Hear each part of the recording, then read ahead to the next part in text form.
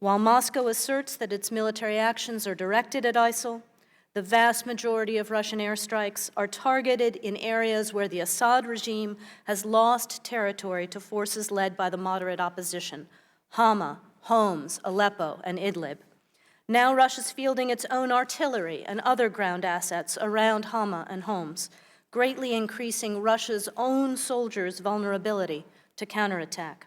And Moscow has failed, as you said and as Assistant Secretary Patterson said, to exact any humanitarian concessions from the Assad regime as the price for Russian support.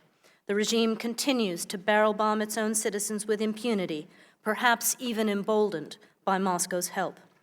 None of this has been cost-free for Russia itself. In pure economic terms, the price of its air campaign is estimated at $2 to $4 million per day. This at a time when average Russians are feeling the pinch of recession brought on by economic mismanagement, low oil prices, and sanctions applied for the Kremlin's last military adventure in Ukraine. We have limited our own military cooperation with Russia to the most basic of aviation deconfliction procedures to protect our own air crews.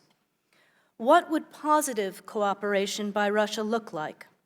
First, Russia would turn its guns on ISIL and stop the carnage in and around Syria's western cities. As the price of its support, Moscow would insist that Assad ground the helicopters and planes that he's using to barrel bomb innocents on a daily basis. And it would urgently work with us, our allies, and UN envoy Staffan de Mistura to turn the statement of principles that Secretary Kerry, Foreign Minister Lavrov, and 17 other ministers and institutions released in Vienna last Friday into a true ceasefire, a parallel political transition process, and hasten the day that Assad's bloody tenure comes to an end. The quality of our cooperation with Russia in Syria depends on the choices that Moscow makes.